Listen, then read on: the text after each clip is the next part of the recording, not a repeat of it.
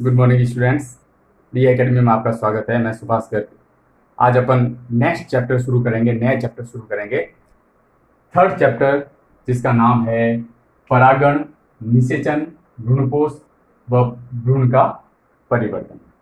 तो सबसे पहले इसका फर्स्ट टॉपिक अपन लेंगे परागण, जिसे इंग्लिश में कहते हैं पॉलिनेशन। अब परागण शब्द जो है ये बहुत ही वेल नोन शब्द है। और अगर अपन इसको परिभाषित करें तो इसकी परिभाषा कुछ इस तरह से होती है: पराग कणों का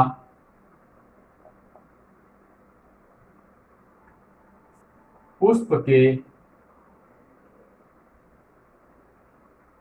परागकोश से पुष्प के वर्तिकाग्र तक पहुंचने की क्रिया को परागण या पॉलिनेशन कहते हैं। ठीक है, यानी इसमें क्या हो रहा है, कोई भी पुष्प जो है, इस पुष्प के ये पुंकेसर वाले भाग है, पुंकेसर, ठीक है, और ये स्त्री केसर वाला भाग है,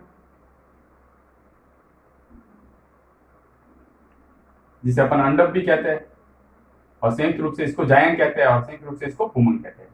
तो इस पुंकेसर से पराग कण जो है निकलते हैं, पुंकेसर के परागकोश वाले भाग से पराग कण निकलेंगे, और वह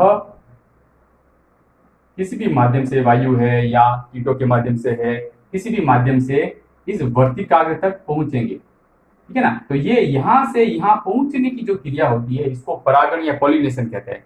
ये चीज अपने को बहुत अच्छे से ध्यान रखनी है कि केवल पहुंचने की क्रिया है, ठीक है ना, वहां निषेचन या अंकुरण की क्रिया नहीं है, केवल पहुंचने की क्रिया, ये ध्यान रखना। ठीक है ना। तो इसको अपन क्या कहेंगे, परागण की क्रिया कहते हैं। परागण तो वेल नोन चीज है, अपन काफी छोटी क्लासेस से भी पढ़ते हुए आ रहे हैं कि परागण जो है किस प्रकार से होता है। कीटों द्वारा परागण होता है, जल द्वारा परागण होता है, यानी पुष्पों में जो है नॉर्मली परागण दूसरे पुष्प के ऊपर या उसी पुष्प के जो है मादा जननांग के ऊपर पहुंच जाता है, और पहुंच रहे हैं कहने का मतलब। ठीक है ना। तो वह क्या कहलाता है, परागण कहलाता है। अब आगे अपन इसके प्रकार देखते हैं कि परागण के प्रकार क्या है, और या फिर अपन कह सकते हैं टाइप्स ऑफ पॉलिनेशन, टाइप्स या प्रकार।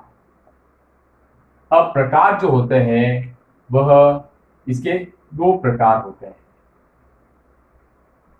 पहला है स्वपरागण, जिसे अपन कहते हैं सेल्फ पॉलिनेशन,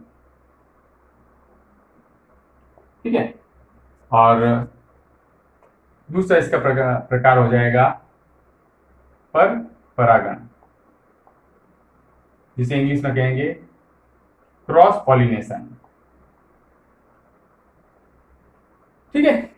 तो इसको वापस अपन परिभाषित करते हैं। नाम से ही पता चल रहा है कि स्व, स्व यानी कि स्वयं, ठीक है, और परागण, परागण यानी कि यह कहीं न कहीं स्वयं के द्वारा ही परागित हो रहा है। अब स्वयं के द्वारा कैसे परागित हो रहा है, वह अगर अपन समझे या इसको सबसे पहले परिभाषित करें तो एक ही पुष्प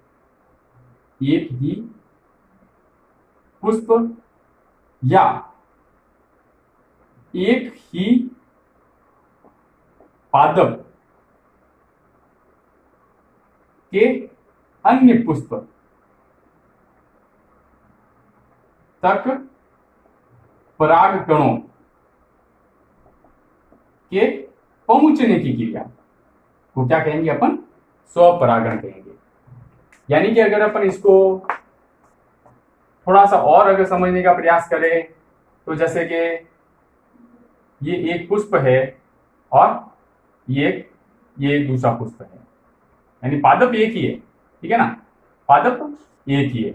अब क्या होगा, इसमें ये पुंकेसर है। अब इस पुंकेसर से इस वर्तिकाग्र तक अगर ये पहुंचते हैं तो या तो ऐसा हो सकता है, और दूसरी प्रक्रिया क्या हो सकती है, ये वर्तिकाग्र है, ठीक है ना, और यहां से ये पहुंच करके यहां तक पहुंचे। तो पहली स्थिति में क्या हुआ, एक ही पुष्प के अंदर ये क्रिया हुई, यानी एक ही पुष्प के अंदर जो पराग कोश से पराग कण उसी पुष्प के अंदर गिरे। पहली स्थिति तो ये हुई। और दूसरी स्थिति में क्या हो रहा है, देखो पहले वाले पुष्प से पराग कण जो है वो दूसरे वाले पुष्प के ऊपर गिर रहे हैं, ठीक है। इस प्रक्रिया को अपन क्या कहेंगे, स्वपरागण। अब इसी को अपन नाम दे सकते हैं कि इस पहली वाली प्रक्रिया को अपन कहते हैं स्वक युग्मन, स्वक युग्मन, ठीक है ना, स्वक युग्मन कहेंगे। और दूसरी वाली स्थिति को कहेंगे सजात पुष्पी परागण, ठीक है ना, ऑटोगैमी कहेंगे इंग्लिश में इसको, ऑटोगैमी। और इसको कहेंगे अपन जिटोनोगैमी। ये इंग्लिश के टर्म भी जो है अपने को याद रखने हैं, ठीक है ना, क्योंकि कई बार सवाल जो है ऑटोगैमी पे आ जाता है कि ऑटोगैमी क्या होता है, या जिटोनोगैमी पे आ जाता है कि जिटोनोगैमी क्या होता है। जैसे मटर वगैरह में होता है, ठीक है ना, इसी प्रकार से ये सरसों है और भी गुड़हल है, ये इस प्रकार के पुष्पों में जो है हो सकता है। अब देखो इसमें लास्ट ईयर में इस प्रकार से भी सवाल आया हुआ है कि सजात पुष्पी परागण जो है वह किस प्रकार का परागण है, ठीक है ना। तो सजात पुष्पी परागण जो है वह किस प्रकार का परागण है, स्वपरागण प्रकार का परागण, सजात पुष्पी। क्योंकि इसमें कंफ्यूजन ऐसा करता है कि पुष्प जो है चेंज हो रहा है, ठीक है। अपन आगे पढ़ेंगे पर परागण, तो उसमें कई बार बच्चे कंफ्यूज हो जाते हैं कि पुष्प चेंज हो रहा है ना, तो वो कई बार गलती से लिख देते हैं पर परागण। लेकिन अपने को ध्यान रखना है कि जब तक प्लांट चेंज नहीं होता है, ठीक है, तब तक ऐसी स्थिति में अपन उसको क्या कहेंगे स्वपरागण ही कहेंगे। जब प्लांट चेंज हो जाता है तभी अपन उसको पर परागण कहेंगे। पर यानी पराया, तो पराया क्या हो गया, पुष्प नहीं पादप, प से पराया और प से पादप, यानी पराया क्या है, पादप है या प्लांट है। तो ऐसी स्थिति में ही अपन उसको क्या कहेंगे, पर परागण कहेंगे, ठीक है। तो इस प्रकार की स्थिति होगी जिसे स्वपरागण कहते हैं। इसके दो प्रकार होते हैं, ठीक है ना। अब आगे अपन इसके अनुकूलन देखते हैं कि इसके अनुकूलन कौन से है या युक्तियां कौन सी है, ठीक है ना। अब उन पुष्पों में ऐसा क्या अनुकूलन पाया जाता है, या फिर वो ऐसा क्या करते हैं जिसकी वजह से उनके जो पराग कण है ना वो उसके पुष्प तक ही सीमित रहे या उस प्लांट तक ही सीमित रहे, वायु द्वारा या कीटों द्वारा या कई दूर से पुष्प तक नहीं चले जाए। तो ऐसा कुछ न कुछ तो करना पड़ेगा ना, घर की संपत्ति गर्मी रखनी पड़ेगी, उसके लिए ऐसा क्या करें। तो इसके लिए 3 प्रकार की प्रक्रिया अपनाते हैं।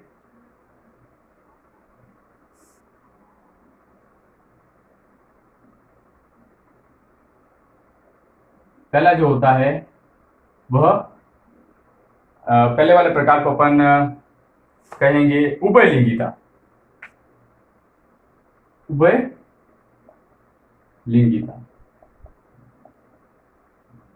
ठीक है, उभयलिंगिता कहेंगे। और दूसरे वाले प्रकार को अपन कहेंगे समकाल पक्वता, समकाल पक्वता,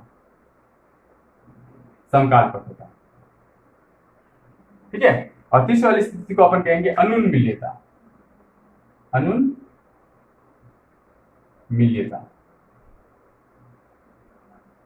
जिसे इंग्लिश में क्लिस्टोगैमी कहते हैं, क्लिस्टोगैमी, होमोगैमी, ठीक है। तो सबसे पहले अपन देखते हैं कि उभयलिंगिता क्या होती है। अब नाम से ही पता चल रहा है कि उभय, उभय यानी कि एक ही पौधे में या एक ही पुष्प में दोनों जननांगों की उपस्थिति हो, ठीक है ना, तो उसे अपन उभयलिंगी पुष्प कहते हैं। 11th में आपने पढ़ रखा है, यानी कि जब एक ही पुष्प जो होता है उस एक ही पुष्प में स्त्री केसर तथा पुंकेसर, जब दोनों जननांग उपस्थित होते हैं तो ऐसी स्थिति में अपन उसको क्या कहेंगे, उभयलिंगिता कहेंगे। जब उभयलिंगिता है तो ऐसी स्थिति में क्या होगा, इसके परागकण जो है इसके ऊपर ही गिरेंगे, ठीक है ना। तो ये स्व परागण इसका हो जाएगा। तो ये सबसे बड़ा अनुकूलन इसका होता है, ठीक है। अब आगे अगर अपन देखें तो समकाल परिपक्वता या समकाल पक्वता किसे इसे कहते हैं। तो समकाल पक्वता अब क्या होता है, समकाल पक्वता से मतलब होता है एक ही पुष्प जो होता है उस एक ही पुष्प में जननांग तो दोनों होते हैं और उन दोनों जननांगों में दोनों प्रकार के गैमेट बनते हैं, ठीक है ना। दोनों प्रकार के गैमेट बनते हैं, उन गैमेट को अपन क्या कहेंगे, परागकण और गुरु बीजाणु या अन्य कोशिका वगैरह कहेंगे, ठीक है ना। तो अब वह क्या होता है कि समकाल परिपक्वता जो होती है वो दोनों जो है वह एक ही समय में परिपक्व होते हैं, यानी कि इसके दोनों युग्मक जो है ना, नर एवं मादा युग्मक जो है वो दोनों एक ही समय में परिपक्व होते हैं। साथ ही अपन कह सकते हैं कि स्त्री केसर एवं पुंकेसर जो है एक ही समय में परिपक्व होंगे। तो इसे अपन क्या कहेंगे, समकाल परिपक्वता या समकाल पक्वता कहते हैं, ठीक है। अब तीसरी स्थिति हो जाएगी अनुन्मील्यता। अब अनुन्मील्यता क्या होती है, अनुन्मील्यता को कहता है क्लिस्टोगेमी। ये इंग्लिश का वर्ड भी याद रखना है, एग्जाम में क्लिस्टोगेमी नाम से सवाल आया हुआ है। साथ ही अगर अपन पीएमटी वगैरह की भी तैयारी करें, यानी कि प्री मेडिकल टेस्ट जिसे कहते हैं, उसके अलग अलग नाम हो सकते हैं, अलग अलग स्टेट में जो है नीट नाम हो सकता है, एम्स का एग्जाम हो सकता है, ठीक है ना। तो ये जो एग्जाम्स होते हैं इन एग्जाम्स में भी ये सवाल आया हुआ है, ठीक है ना। तो अनुन्मील्यता क्या होता है, अब अनुन्मील्यता वह गुण है पादप का जिसमें जो पुष्प होते हैं वह बंद होते हैं, ठीक है ना। ये पुष्प जो है वह बंद है, ये पुष्प है ना ऊपर से बंद है, यानी अब इसके अंदर जो है ना, इसके अंदर स्त्री केसर और पुंकेसर है, लेकिन अब ये बंद है, ठीक है। तो ऐसी स्थिति में क्या होगा, इनके अंदर जो पुंकेसर है ना, पुंकेसर से परागकण जो है वर्तिकाग्र तक इजीली पहुंच जाएंगे। अब बाहर से तो कोई वायु परागण या जल परागण या कीट परागण तो संभावना ही नहीं बैठ रही, ठीक है ना। तो ऐसी स्थिति में जो है ये अनुन्मील्यता यानी कि स्वपरागण की क्रिया होगी, इसे अपन अनुन्मील्यता कहते हैं। अब यह किस में पाया जाता है, तो अनुन्मील्यता का उदाहरण अगर अपन देखें तो अनुन्मील्यता पाया जाएगा वायोला है, ठीक है, कॉमेलिना है, जंकस है, ड्रोसेरा है। इस प्रकार के पादपों में जो है यह अनुन्मील्यता पाया जाता है। यह भी बहुत इंपॉर्टेंट क्वेश्चन है, इसके ऊपर सवाल आता रहता है लघु उत्तरात्मक क्वेश्चंस में, बोर्ड में कई बार सवाल इस पे आया हुआ है। तो इस क्वेश्चन को आप अच्छे से याद करें, अनुन्मील्यता, ठीक है ना। अब इसी का जैसे अपोजिट अपन देखें तो एनसीईआरटी में एक शब्द है उन्मील्यता, उन्मील्यता। आपके तो किताब में आरबीएसई में अनुन्मील्यता ही वर्ड है, लेकिन एनसीईआरटी में एक उन्मील्यता भी होता है। उन्मील्यता से मतलब है ऐसे पुष्प जो कि खुले हुए होते हैं, ठीक है ना, खुले हुए हैं, ऐसे पुष्प को क्या कहेंगे, उन्मील्य पुष्प कहेंगे, उन्मील्य पुष्प कहेंगे, उन्मील्य पुष्प। बाकी जो पुष्प होता है वो उन्मील्य पुष्प हो सकते हैं, ठीक है। इसको ऐसे याद रखें, उन्मील्य यानी कि अब कुछ पंक्ति है कविता की, हम पंछी उन्मुक्त गगन के पिंजर बद न गा पाएंगे, कनक तीलियों से टकराकर पुलकित पंख टूट जाएंगे। यानी कि उन्मील्य, उन्मुक्त गगन के, उन्मुक्त गगन के, उन्मुक्त यानी कि खुले, स्वच्छंद खुले गगन के। तो ये जो फ्लावर है वह क्या है, खुले है, तो इनको अपन उन्मील्य कहेंगे। और आगे लग जाएगा अनुन्मील्य, अ लग जाएगा, अ यानी कि नहीं, ठीक है ना, अ यानी नहीं, यानी कि ये पुष्प कैसे हो गए, बंद प्रकार के पुष्प हो गए, ठीक है ना। तो ऐसे पुष्प को अपन अनुन्मील्य पुष्प कहेंगे। क्या कहेंगे, अनुन्मील्य पुष्प, अनुन्मील्य पुष्प कहेंगे, ठीक है ना। और इनके एग्जाम्पल आप अच्छे से याद कर देना, इनके एग्जाम्पल भी पूछे जाते हैं, वायोला है, कॉमेलिना है, जंकस है, ड्रोसेरा है, इस प्रकार के जो है एग्जाम्पल इनके पूछे जाते हैं, ठीक है ना।